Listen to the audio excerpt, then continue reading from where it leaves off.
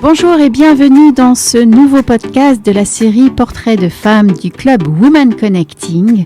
Je suis Paola Pérez et j'accueille aujourd'hui Linda. Bonjour Linda. Bonjour Paola. Alors ce podcast a été enregistré au studio La Poudre de la Cité Audacieuse et aujourd'hui j'ai la joie, l'honneur d'accueillir Linda Enlia Diassissois. Yes. Alors, Linda, tu es CEO de Linda Enlia Paris et de Linda Enlia Wedding. Tu es coiffeuse, maquilleuse, formatrice depuis maintenant 13 ans. Tu es passionnée de la beauté féminine et tu tiens un showroom sur Paris dans le 17e, rue Guy Mouquet, pour accueillir dans une intimité tes clientes.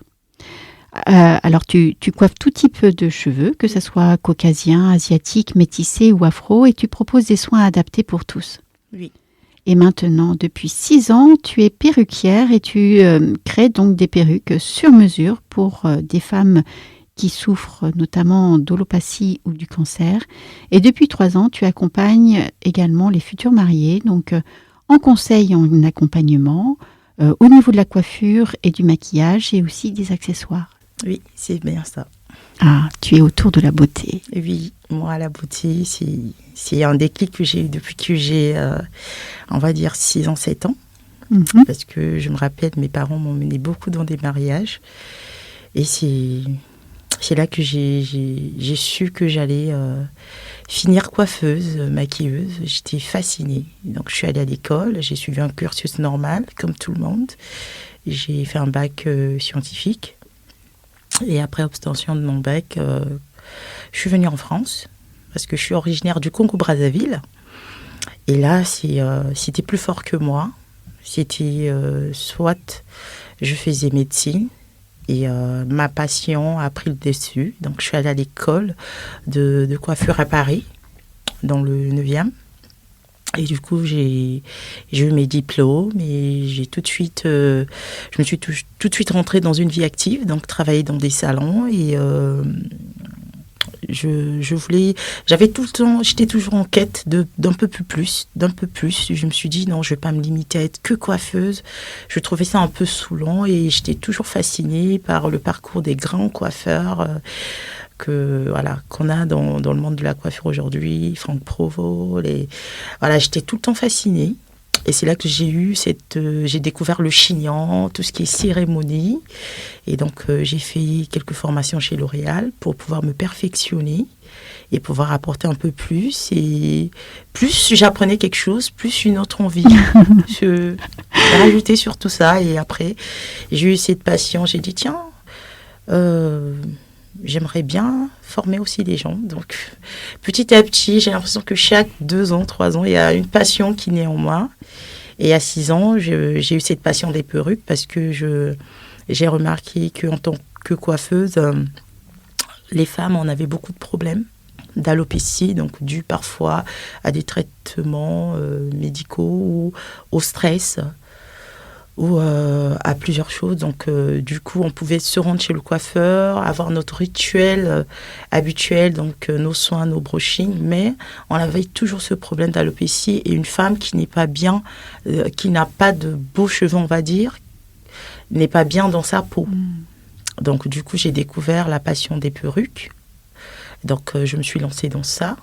Donc, je propose des perruques faites sur mesure. Donc, je reçois mes clients dans une intimité. Et avant de lui montrer mes produits, je parle avec mes clientes, je leur rassure. Et on essaie ensemble de trouver une solution. Et ça va faire 1 an que j'ai fait la procédure pour que les perruques soient remboursées par la sécurité sociale. Parce que c'est quand même assez cher, on va dire. Et donc, oui, ça me plaît vraiment d'accompagner les femmes à se sentir bien dans leur tête, à avoir une belle tête, de jolis cheveux. Et puis, à part les perruques, je tiens vraiment parce que aujourd'hui, ça a été un peu dévalorisé les perruques. On se dit, bon, on porte, c'est un accessoire, c'est vrai. Et du coup, parfois, les clientes, j'ai remarqué, ils oublient de traiter. C'est pas parce qu'on a une alopécie qu'on doit oublier de traiter son cheveu.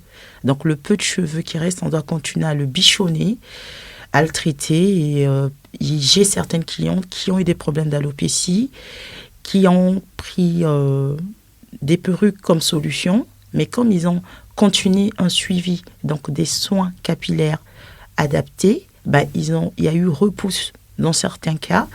Et je trouve ça magnifique de passer par une alopécie. Quand elle n'est pas trop sévère, le cheveu effectivement peut repousser et on peut retrouver sa densité qu'on avait perdue et voilà, en profiter. Donc, j'insiste vraiment, c'est pour ça que j'ai développé vraiment ce petit côté soin capillaire et j'insiste beaucoup avec mes clientes pour le bien-être des cheveux, tout simplement. C'est magnifique, c'est magnifique.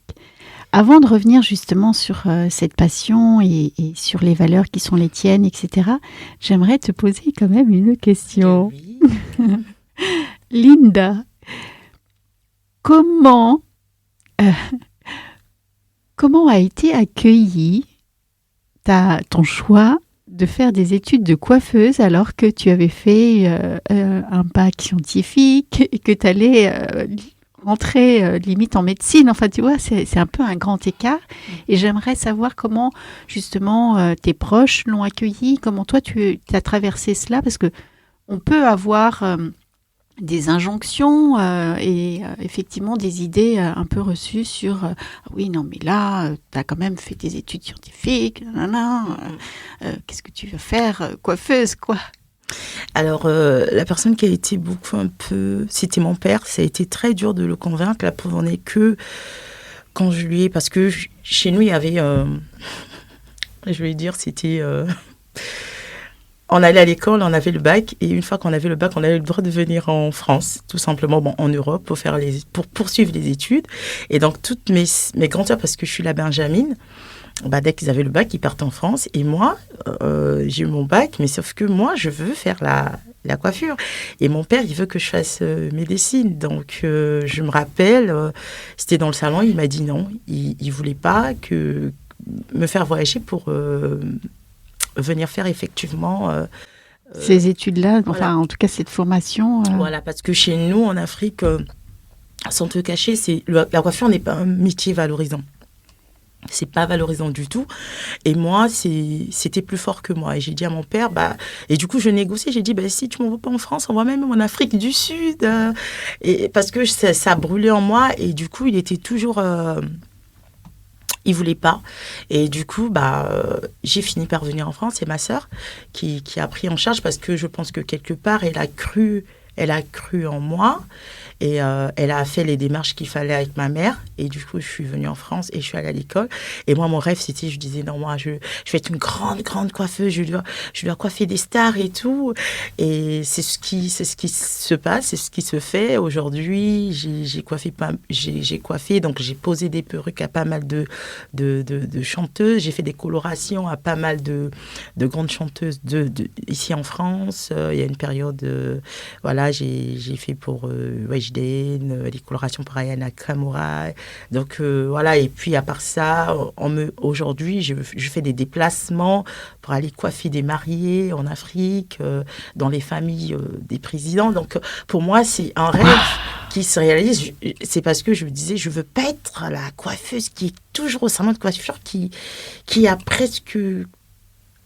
pas de vie. Et là, je vis à travers la beauté de la femme. Je voyage.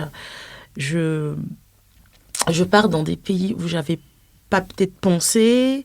Je rends heureuse des femmes de divers horizons et je suis aux anges.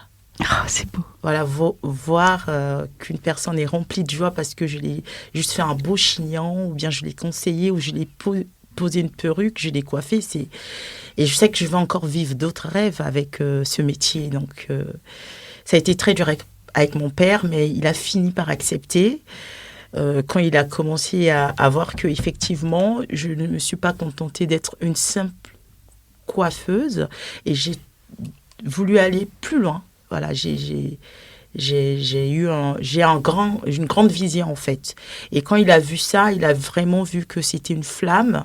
Et il a vu aussi, parce que je forme aussi, donc je fais des cours de remise à niveau pour certains coiffeurs qui ont des petits...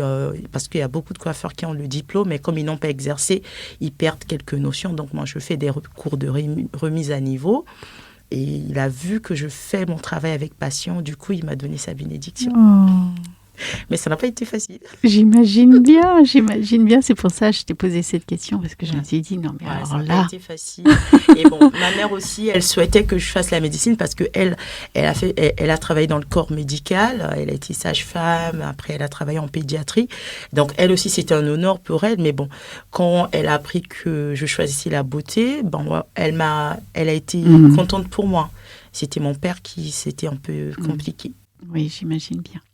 Alors, justement, Linda, je me dis que heureusement que tu n'as pas fait médecine, parce que sinon, tu n'aurais pas pu proposer toutes ces merveilles. Exactement. Et avec cette tonalité qui est la tienne, c'est-à-dire quand on parle justement du fait d'avoir un showroom, c'est pas rien. Enfin, c'est pas un salon, tu vois. Tu n'as pas un salon, tu as vraiment un espace intime pour que ça soit pas juste, entre guillemets, une coiffure ou juste un soin ou juste une mise en valeur, mais mise en beauté, mais vraiment, justement, une mise en valeur de la personne et au-delà de juste, voilà, des conseils. Exactement. Parce que moi, en fait, je voulais pas... Bon, je ferai des salons de coiffure plus tard, mais j'ai voulu commencer quand j'ai pris la décision de ne plus travailler pour un employeur. J'en avais marre des salons de coiffure. Je ne supportais pas le rythme. J'ai trouvé que dans les salons de coiffure, on a perdu... Il n'y a pas de relation entre la coiffeuse et la cliente. C'est un truc à la chaîne. Et j'ai vécu ça et je ne supportais plus ça. Or, moi, ce qui m'a poussée à faire ce métier, c'est cette relation, voilà, qu'on doit avoir avec sa cliente, l'écouter et la rendre tout simplement heureuse. Et dans les salons où je travaillais, il n'y avait pas de ça. C'était la cliente venait, bonjour madame, oui, coupe brushing, coloration permanente. Et c'était comme ça, c'était à la chaîne, il n'y avait pas cette relation. Et ça a commencé à peser sur moi et je ne me sentais pas bien. Donc, du coup, j'ai voulu faire un showroom. Je suivais une grande coiffeuse américaine, donc elle avait proposé ce type de prestation et je me suis retrouvée dans ça. Donc là, je reçois ma cliente, j'ai le temps de l'écouter, de la conseiller, de la mettre à l'aise.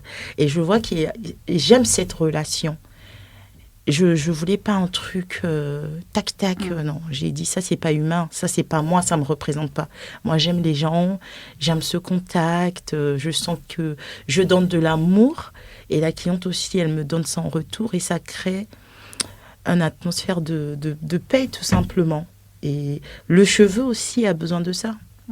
Parce qu'on m'a toujours dit, Linda, quand tu me fais des soins, mes cheveux, ils poussent. Ben, tout ça, c'est de l'amour, je pense. Parce que le cheveu, c'est vivant. Voilà. C'est beau. Merci, Linda. Donc, voilà. Et puis, bon, pour finir aussi, donc, dans mes projets, comme je disais, moi, mon père, il ne croyait pas trop en ma passion parce que la coiffure, c'est un métier dévalorisant.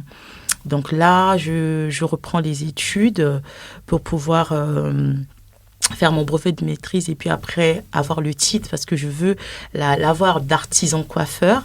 En tant que femme africaine coiffeuse, il n'y en a pas beaucoup qui sont allées si loin et j'aimerais vraiment avoir ce titre d'artisan coiffeur. Ça sera une fierté pour moi, pour mes parents et pour la nation d'où je viens, parce que j'ai des projets pour pouvoir implanter des académies, parce que moi, si j'ai choisi la coiffure, c'est comme je l'ai dit, c'était pas pour être une simple coiffeuse, me contenter d'un salaire de coiffeuse dans un salon, non. C'est parce que j'avais des grandes visions, des académies en Afrique. Aujourd'hui, on n'a pas de grandes académies, donc mon but, c'est de faire des académies dans certains pays africains, et pour que dans ces académies, les élèves puissent obtenir des diplômes valorisants de la coiffure qui vont donner accès à ces élèves, donc à ces personnes qui viendront étudier dans mes académies, de pouvoir travailler partout dans le monde. Donc ça veut dire que ça sera des diplômes où même si un jour elle part de l'Afrique et qu'elle vient en Europe ou en Asie, et que ça soit un diplôme qui va permettre qu'elle puisse travailler dans ces pays. Et aujourd'hui, on n'a pas. En Afrique, malheureusement, on a des écoles on va dire un peu archaïques qui forment, mais c'est resté précaire. Aujourd'hui, ma vision, c'est vraiment d'élever des académies dignes de ce nom, avec des programmes corrects, donc professionnels. Et une fois que les élèves sortiront de ces académies, ils auront des diplômes professionnels reconnus dans le monde et bien valorisés au fait. Donc c'est ça ma vision, c'est ça vraiment mon combat. C'est pour ça que j'ai décidé de repartir à l'école et de pouvoir faire valoriser.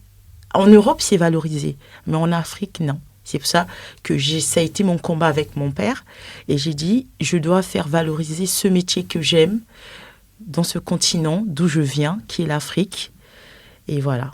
Super. Quelles sont les valeurs qui sont importantes pour toi ?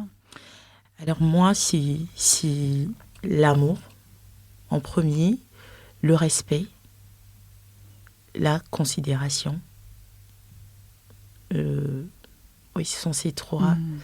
Parce que je me dis, non, quand il n'y a pas d'amour, il n'y a rien. S'il n'y a pas de vie, au fait. Et là où il y a de l'amour, même s'il n'y a rien, il y a de la vie, au fait.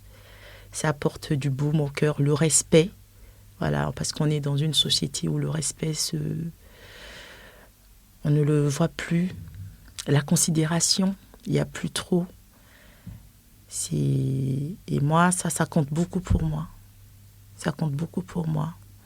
Aujourd'hui, on n'est pas obligé de connaître la position d'une personne pour pouvoir l'accepter ou le considérer. Il faut juste d'abord, avant tout, considérer la personne avant de découvrir qu'il est, bourgeois, il vient de là. Non, on n'a pas besoin de ça. D'abord considérer la personne, d'abord l'aimer, et puis après, on peut découvrir que oui, cette personne est comme ça et comme ça. Et là, il n'y aura pas de différence, et je pense que le monde ira mieux si on a cette façon de penser par rapport à ma vision, quoi. Donc, voilà. Merci. Quel serait le message que tu aimerais transmettre ? Alors, je dis d'abord merci au Club One Connecting parce que je suis là depuis le début et c'est un club qui m'a vraiment beaucoup aidée et ça m'a donné de la force de pouvoir avancer, avoir de nouvelles idées. Et pour finir, il faut s'aimer soi-même, il faut croire en soi, ne jamais baisser les bras par rapport à l'adversité, par rapport à ce que le monde nous présente, de ne jamais baisser les bras, de toujours croire en soi, d'aimer tout simplement et de rester positif. Magnifique. Et pour finir, justement, Linda, sur une note un peu plus légère, si tu pouvais être une fleur, quelle serait-elle et pourquoi ? Enfin, voilà, c'est pas si tu pouvais être une fleur, mais si tu avais à choisir une fleur, quelle serait-elle et pourquoi ? Alors, une rose, parce que j'aime bien les roses rouges. Comme je disais, l'amour, voilà. Ça sera une rose, parce que j'aime bien les gens. J'aime bien que là où je me trouve, que je ressente de l'amour, parce que je sais pas, j'aime bien ce sentiment d'amour qu'on peut apporter à un enfant, à une personne adulte, à un pays, à une nation. Donc je dirais une rose rouge. Magnifique. Écoute, je te remercie infiniment, Linda, pour cet échange et puis je te souhaite de magnifiques roses de succès et de réussite dans ces beaux projets. Merci à toi. Merci Linda. Merci beaucoup, Paola.